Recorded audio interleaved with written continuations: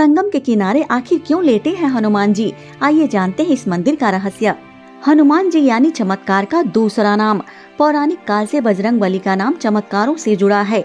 चाहे फिर सीने में बैठे राम जानकी के दर्शन करवाना हो या फिर लक्ष्मण जी को जीवित करने के लिए संजीवनी बूटी लाना हो, न सिर्फ पौराणिक काल बल्कि कलयुग भी हनुमान जी के चमत्कारों से सजा है।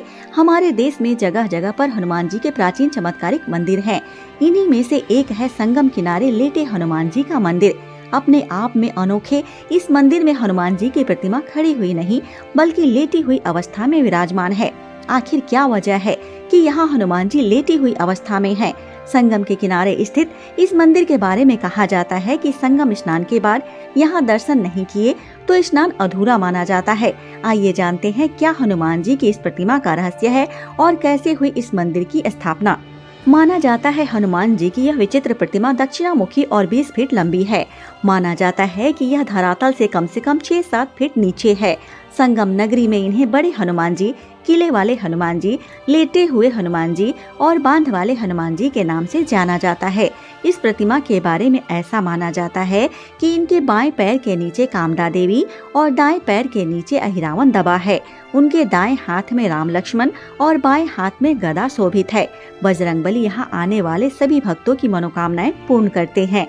यहाँ के बारे में ऐसा कहा जाता है कि लंका पर जीत हासिल करने के बाद जब हनुमान जी लौट रहे थे तो रास्ते में उन्हें थकान महसूस होने लगी, तो सीता माता के कहने पर वह यहाँ संगम के तट पर लेट गए। इसी को ध्यान में रखते हुए यहाँ लेटे हनुमान जी का मंदिर बन गया। यह मंदिर कम से कम 600-700 वर्ष पुराना माना जाता है। बताते हैं कि कन्नौज के राजा की कोई संतान नहीं थी।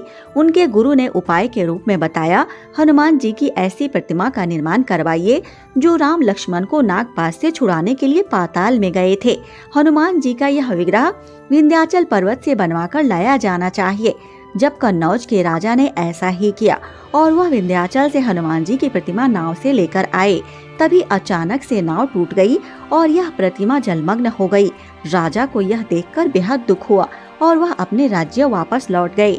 इस घटना के कई वर्षों बाद जब गंगा का जलस्तर घटा तो वहां धूनी जमाने का प्रयास कर रहे राम भक्त बाबा बालगिरी महाराज को यह प्रतिमा मिली। फिर उसके बाद वहां के राजा द्वारा मंदिर का निर्माण करवाया गया।